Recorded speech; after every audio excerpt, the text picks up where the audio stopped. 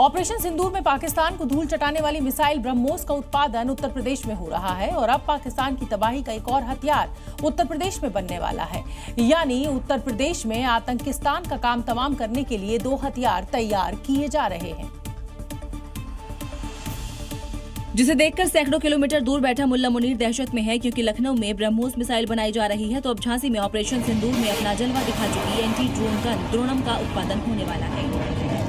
जब ऑपरेशन सिंदूर के दौरान लखनऊ में बनी ब्रह्मोस मिसाइल पाकिस्तान में गिरती थी तो पाकिस्तान की सिट्टी पिट्टी गुम हो जाती थी। अब फिर से आतंकिस्तान की सिट्टी बिट्टी गुम करने के लिए झांसी नोड में एंटी ड्रोन गन द्रोणम का उत्पादन करने की तैयारी शुरू हो गई है। Uttar Pradesh defence industrial corridor प्राधिकरण ने 2026 में 2 रक्षा विनिर्माण कंपनियों को भूमि आवंटित की है। झांसी नोड में गुरुत्व सिस्टम प्राइवेट लिमिटेड को 10 हेक्टेयर भूमि का आवंटन किया गया है। पहले चरण में 150 करोड़ रुपए के निवेश के साथ इसकी शुरुआत होगी। यानी दुश्मन के ड्रोन को कबाड़ बना देने वाली ये गन न सिर्फ बॉर्डर पर घुसपैठ को रोकेगी बल्कि पाकिस्तान के नापाक मंसूबों को भी चूर चूर कर देगी।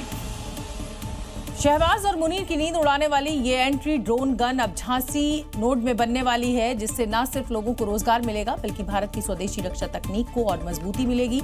तो मेक इन इंडिया और आत्मनिर्भर की ओर भारत बढ़ेगा। वहीं इसकी खासियत की अगर बात करें तो 8 किलोमीटर तक दुश्मन के ड्रोन को निष्क्रिय करने की क्षमता है।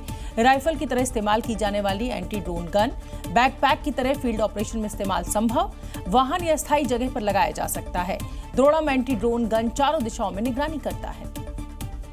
दिल्ली में हो रहे एआई समिट के लिए पाकिस्तान को निमंत्रण न देकर भारत ने उसकी औकात उसको दिखा दी है। रही सही कसर दुनिया के दिग्गज टेक टाइकून्स भारत में मौजूदगी और खुले तौर पर भारत को एआई सुपर पावर मान लेने से पूरी हो गई। समिट में भारत की एआई क्षमता देख पाकिस्तान और चीन दोनों खौफ में है।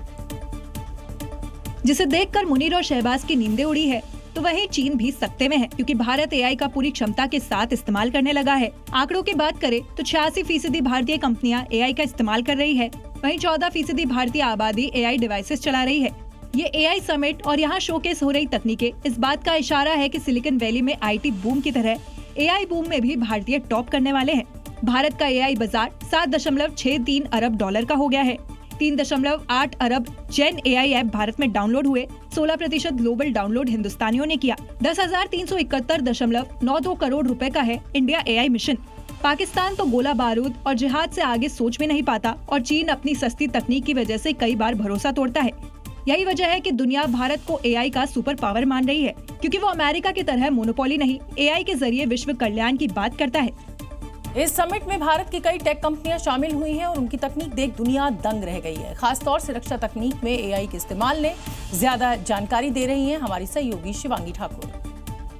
एआई के क्षेत्र में भारतीय सेना सिर्फ और सिर्फ अपने आप को मजबूत नहीं करेगी, बल्कि जिस तरह की दुर्घटनाएं होती हैं, खासकर सड़क दुर्घटना, उससे भी अब अपने आप को बचाएगी। एआई समिट के दौरान भारतीय सेना ने अब देखिए यहाँ पर किस तरह से AI based accident prevention system का निर्माण किया है, जिसके तहत आपको बता दें, कई बार आपने ये सुना होगा, ये खबरें हम खुद पढ़ते आ रहे हैं कि कहीं दुर्घटना हो जाती है और हमारे जवान शहीद हो जाते हैं, लेकिन अब ऐसा नहीं हो पाएगा। जब कोई ड्राइवर, कोई चालक जो है भारतीय सेना का गाड़ी चला रहा होगा और जरा सा भी अगर उसको पलक झपकी या फिर अगर नींद आ जाती है तो ऐसे में कैसे ये एआई जो है सिस्टम वो उनको बचाएगा। अब जरा हम आगे बढ़ते हैं और देखिए,